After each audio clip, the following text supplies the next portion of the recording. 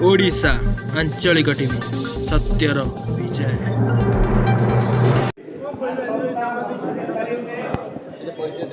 मो धीरेन्द्र सेनापति प्रवक्ता ओडिशा प्रदेश।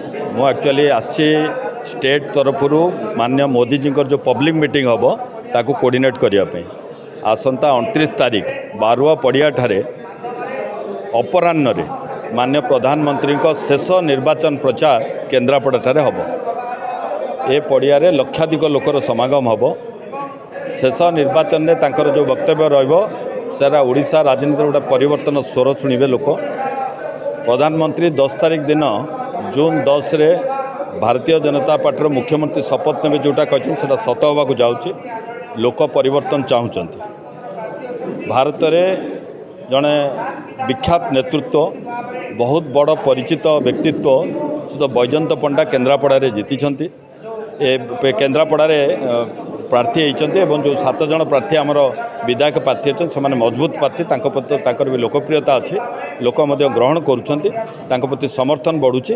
तेणु आम 7टा जाक एमएलए एवं एमपी सीट निश्चय जितबू आउ आशा रखुचु जे लोक मैंने आमको सहयोग करेंगे। लक्षाधिक लोकर समागम से बारुआ पड़िया ठारे आम सबु प्रकार सुविधा सेठी करूँ। लोक केमती आसबे लोक आराम से प्रधानमंत्री भाषा शुणिबे वक्तव्य शुणिबे ग्यारंटी विषय शुणिबे। तेणु आशा रखुचु समस्त प्रेस जनसाधारण एथर आमको सहयोग करेंगे। भारतीय जनता पार्टी समस्त कर्मकर्ता कार्य लगी मीटिंग के सफल करने।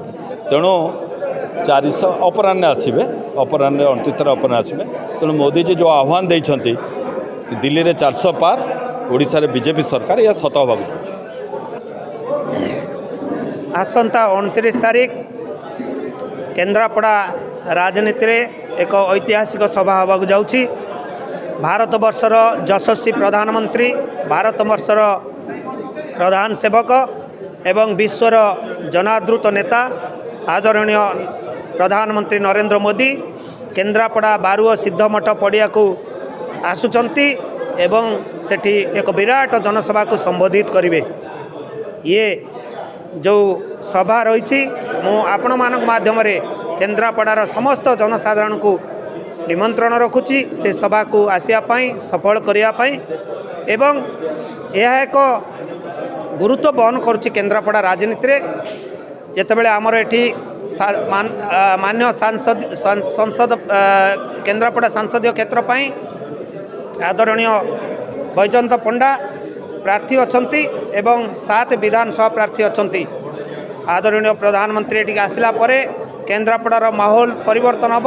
ओडिशा रे जो साधारण निर्वाचन एटा शेष सभा आदरणीय प्रधानमंत्री तेणु निश्चित भाव में समस्ते उत्साहित अछंती।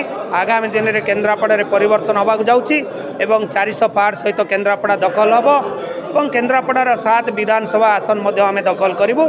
निश्चित भाव में आदरणीय प्रधानमंत्री आसिला परे आर बहुत बड़ प्रभाव केन्द्रापड़ा पर पड़िबो।